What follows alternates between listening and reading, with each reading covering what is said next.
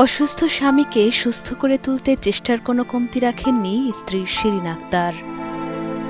জমিজমা যা ছিল সব তো বিক্রি করেছেনই, নিজের যতটুকু স্বর্ণ ছিল তাও বিক্রি করে জোগাড় করেছেন স্বামীর চিকিৎসার অর্থ। ৩টি বছর ধরে অসুস্থ স্বামীকে নিয়ে ছুটেছেন এক হাসপাতাল থেকে অন্য হাসপাতালে, তবু সুস্থ হয়ে ওঠেননি ক্যান্সারে আক্রান্ত মনির হোসেন। এখন অর্থাভাবেই থেমে আছে তার উন্নত চিকিৎসা। আমার স্বামী ক্যান্সার ধরা পড়ছে 2022-এ।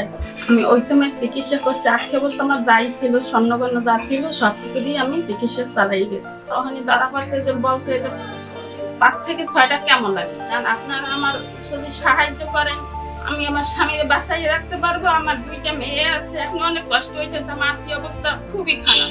স্ত্রী ও 2 মেয়েকে নিয়ে ঝালকাঠি শহরের ডাক্তারপট্টি বাজার গলির ছোট্ট বাসায় ভাড়া থাকেন মনির হোসেন।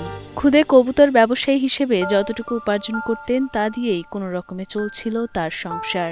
তবে 2022 সালে ক্যান্সারে আক্রান্ত হবার পর থেকে কাজ করার শক্তি না থাকায় চিকিৎসা করানো তো দূরের কথা, সংসার চালানো দায় মনিরের।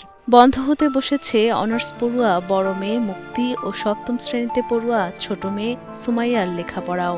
এখন তো চিকিৎসা করার মতো আর্থিক অবস্থা তো আর নাই। এত আগে তো আমার যাকে ছিল সব শেষ হয়ে গেছে। এখন আমাদের নিজে চলবে আর চিকিৎসা করবো, কোন দিকে যাবো কোনো কিছু দিশা পাই না। আর এই চিকিৎসা তো চালাতে গেলে তো ব্যয়বহুল চিকিৎসা, এত খরচা অনেক বেশি, আমি পাবো কই? চিকিৎসক জানিয়েছেন উন্নত চিকিৎসার জন্য প্রয়োজন 7 থেকে 8 লাখ টাকা। দ্রুতই চিকিৎসা না করালে জীবন ঝুঁকি বাড়তে পারে তার। তবে ব্যয়বহুল এই অর্থ জোগাড়ের সামর্থ্য নেই অসহায় পরিবারের। আমরা টাকার এমন জিজ্ঞেস করেছে 7-8 লাখ টাকা লাগতে পারে, তখন আমরা ওইখান থেকে চলে এসেছি। চলে যাওয়ার পর তারপর আমরা বাসায় এসে অনেক টাকা ম্যানেজ করছি, সব করিয়া আমার জিনিসপাতি বেচতেছে। আমি আবার যাই একটা কেমো দিয়ে আসছি, ঢাকা দিয়ে একটা কেমো দিয়ে আসছি, 70,000 টাকা 80,000 টাকা আমার খরচ হয়ে গেছে। এই ডেটে যাবো 26 তারিখ, তারপর আরো 4টি আবার কেমন। মনিরের চিকিৎসার জন্য স্থানীয়রা কিছু টাকা সাহায্য দিলেও তা পর্যাপ্ত নয়। সরকার সহ বিত্তবানদের এগিয়ে আসার অনুরোধ জানান স্বজন ও প্রতিবেশীরা। আমরা সমগ্র পরিবারের পক্ষ থেকে এতদিন তার চিকিৎসা চালাই গেছি, এখন আমরা নিরুপায়। আপনাদের সবার কাছে আমাদের একান্তই আবেদন যে আপনারা আর্থিকভাবে তাকে যেভাবে পারেন সহযোগিতা করবেন।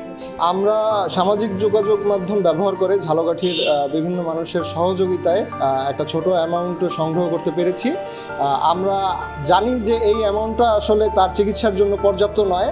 আমরা দেশের বিত্তবানদের কাছে আশা করছি যে আমাদের এই মনির ভাইয়ের চিকিৎসার খরচে সহযোগিতা করার জন্য আপনারা সবাই এগিয়ে আসবেন, আপনাদের মানবিকতার হাত এগিয়ে